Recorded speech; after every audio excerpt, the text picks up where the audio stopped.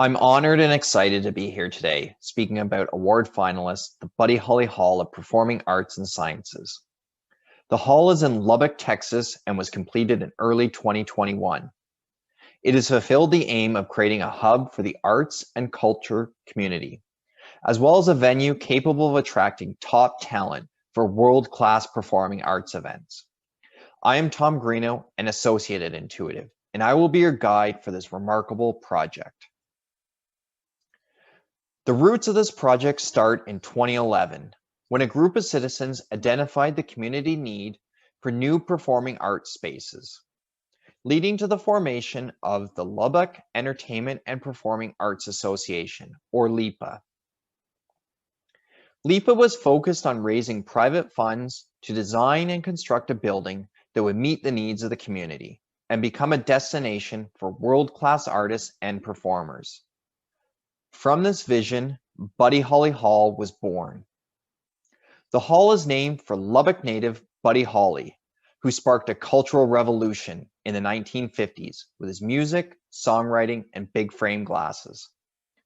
With 2 world-class theaters, a multi-purpose room, and a ballet studio, the hall anchors the cultural arts district and will be a catalyst for downtown revitalization. Interestingly, the hall was initially conceived as a reinforced concrete building with limited structural steel framing. On the advice of the construction manager, an alternative scheme that expanded the use of steel to include all the above-grade framing was developed. In this scheme, concrete was limited to the foundations, ground floor, and the 2 elevator cores. The team completed an evaluation of both schemes, and the alternative steel scheme was determined to have a distinct advantage and was selected as the project proceeded into the design development phase. Now that I've shared some background on the project, we can begin our tour.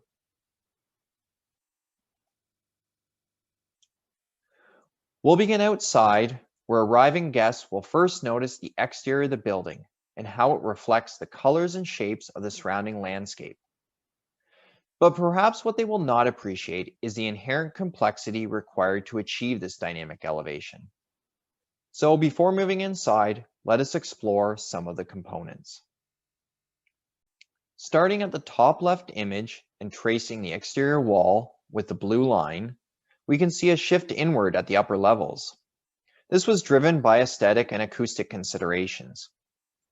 Now, to keep the lobby space column-free, a truss spanning over 150 feet was introduced along this line, shown just before erection in the top center photo. From this 45-ton truss, hangers extend down to support alternating bands of windows and cladding, and a sloping roof that pushes out from this line. This sloping roof gets support from columns along the curtain wall below before cantilevering past to provide a sunshade to the curtain wall from the Texas sun. Back inside, round, slender, architecturally exposed structural steel hangers emerge from below the sloping roof and extend down to support one end of custom tapered plate girders at level 2. These girders then cantilever out 25 feet to create the main entrance, which is a modern take on the marquee, shown in the right-hand image. And finally, the introduction of glass fiber reinforced concrete fins on the elevation not only adds a dynamic aesthetic element, but further contributes to shading the curtain wall. The challenge was how to support the undulating fins that are 5 feet off the curtain wall while giving the fins the appearance to be floating. The design innovation was to hang oval HSS from the sloping roof and then vary the profile over its height by splicing 3 sections together. Inside the fin, an oval HSS 11 by 6 is used, and above and below the fin, smaller oval HSSs are used. The use of oval HSS minimized the visibility of the supporting steel and maintained the architectural profile of the fin. Moving inside, we enter the Christine Devitt lobby, which is a 3-story volume that includes a large gathering space. The staggered balconies are a point of interest, giving the space a playful feel. But the most striking element of the lobby is the monumental stair. And while structural steel contributes to the architectural expression throughout Buddy Holly Hall, its contribution is perhaps most evident at the stair. The stair measures over 56 feet tall across 3 stories and features the use of 145 tons of steel. The aesthetics of a thin outer edge and glass guard is contrasted with a solid white plastered central spine. The central spine supports cantilevering stair treads that vary in length from 8 feet to 14 feet. The long span, slender profile, low mass, and low dampening ratio resulted in a low frequency system that was particularly vulnerable to vibrations. Through finite element modeling and analysis, it was found that supplementary dampening was required to meet the vibration limits, and a tune mass damper was added on the second and third flights of the stair. To form the helical shape of the stair, the HSS cords for the central spine and outer stringer were bent in 2 directions through induction bending. The HSS riser, steel plate tread, and outer HSS stringer were then connected to the central spine before finally welding the central spine web plate onto the HSS cords. The stair was fabricated in a continuous piece build fashion, and once 1/3 of a flight was complete, it was moved out of the way to allow fabrication on the next section. A temporary support tree was used during erection to support the stair, as it was installed in 5 pieces and required significant field welding between the sections.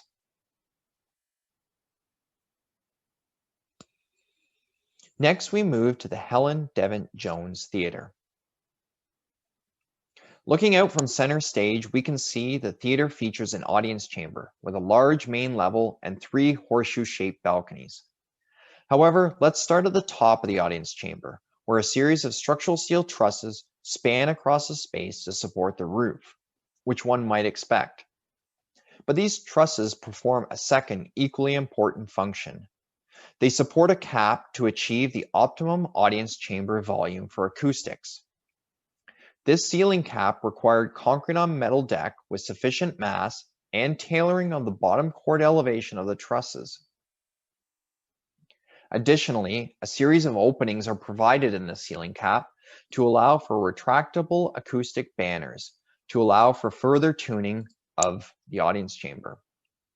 Suspended below the ceiling plane are catwalks for lighting, deflectors, and a uniquely designed chandelier, which is meant to reflect the large, star-filled sky of a typical West Texas night. Turning our attention back to the balconies, the first thing to note is that the geometry of the theater balconies in general is inherently complex. To deal with these complexities, balconies are typically constructed out of reinforced concrete. So the use of structural steel framing for the balconies in our case presented some unique challenges. Our approach required careful thought on the framing layouts, member selection, and connection details to achieve practical, cost-effective, and buildable solutions. We begin with the need for a series of rakers to cantilever up to 32 feet and be cranked in several locations to follow the profile of the balcony. To maintain a thin edge profile and sightline clearances below, a shallower section was spliced onto the end to create the front 2 rows of the balcony. Vibration from rhythmic activities on the balconies was a major consideration, given the large cantilever length of the rakers.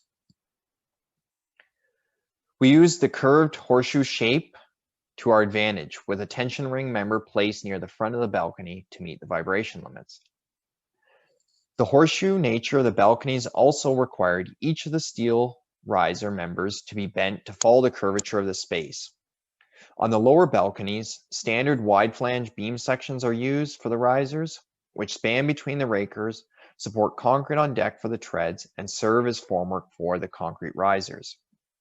However, on the uppermost balcony, the height of the risers meant that the use of standard steel sections was not practical or cost-effective. Here we created a custom steel Z profile that was not only curved, but varied in height to follow the profile of the seating. This was achieved by first bending an angle for the top and an angle for the bottom flange of the Z profile. followed by welding on a variable height steel plate for the web. Web openings were then incorporated to allow for air distribution below the seats. In full transparency, as the design progressed, there were moments when the team had second thoughts on the selected scheme. But the design team persevered through the design and coordination challenges as a collective. When the time for construction came, the project team was joined by a skilled and collaborative group of construction personnel who performed brilliantly to execute on the design. Looking back on the project with the clarity of time, it is unmistakable that structural steel scheme was the right choice for the Buddy Holly Hall. The new hall, developed to serve the community's needs, anchors Lubbock's Arts and Culture District. It opened in January 2021 and has begun to host performances. Thank you for your attention, and I look forward to any questions or comments.